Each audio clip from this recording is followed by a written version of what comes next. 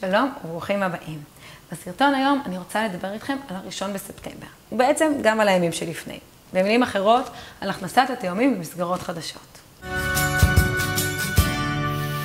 כשיש ילדים קטנים, כמעט כל שנה מתחילים מסגרת חדשה. להכניס ילד למסגרת חדשה זה מרגש, אבל לעתים זה גם מדאיג. איך הוא יתמודד, האם הוא יאהב את הגננת או המורה החדשה, האם הוא ימצא חברים חדשים.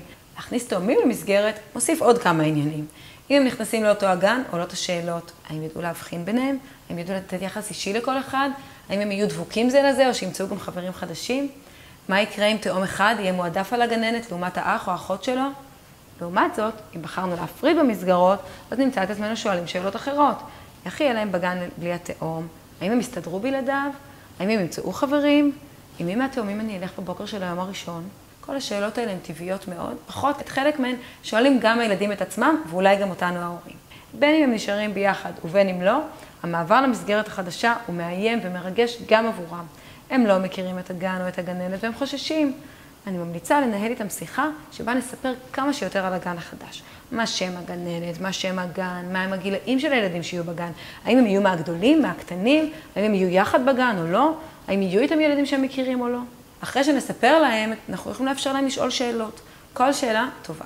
אם אין לי תשובה, זה גם בסדר גמור. אני יכולה להגיד שאני לא יודעת, נצטרך להמתין ולראות, או שנשאל את הגננת כשנגיע לגן. בנוסף, אני ממליצה בחום לעשות טיול ליד הגן, להראות את הדרך לגן, אם אפשר גם להיכנס ולראות את הגן לפני תחילת השנה, כשהוא עדיין לא מלא בילדים. הביקור הזה יהפוך את הגן למקום מוכר, וכמובן שהרבה יותר נעים להגיע למקום מוכר מאשר למקום זר. אם אני מפרידה את הילדים, אז כדאי שאני אראה לכל אחד את הגן שלו. אם הם בגנים שכנים, אני יכולה להראות להם את החצר, להסביר שאולי הם יוכלו לראות אחד את השני דרך הגדר.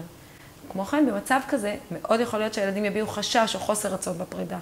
תזכרו שזו החלטה שלכם, שאני בטוחה שלקחתם בכובד ראש. ולכן תהיו בטוחים בהחלטה ותסבירו להם למה בחרתם להפריד, בשביל לתת לכל אחד מקום משלו עם החברים משלו, שעדיין יהיה להם הרבה זמן יחד אחר הצהריים, ובעיקר שאתם סומכים עליהם שהם יסתדרו גם בגנים הנפרדים.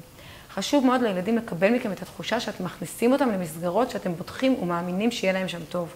ילד שמרגיש שההורה לא בטוח או מאוסס, כנראה גם הוא יהיה מאוסס, וכנראה שהכניסה לגן תהיה לו קשה יותר. לכן, תעודדו את הילדים על כך שהם גדלו, ותסמכו עליהם שהם יוכלו להסתדר.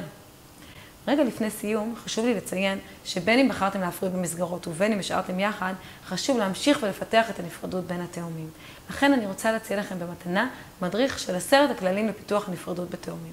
כל מה שצריך לעשות זה ללחוץ על הלינק שבמודעה, למלא את כתובת מייל, והמדריך יישלח מיידית לכתובת המייל שלכם. נתראה בסרטונים הבאים. ביי ביי.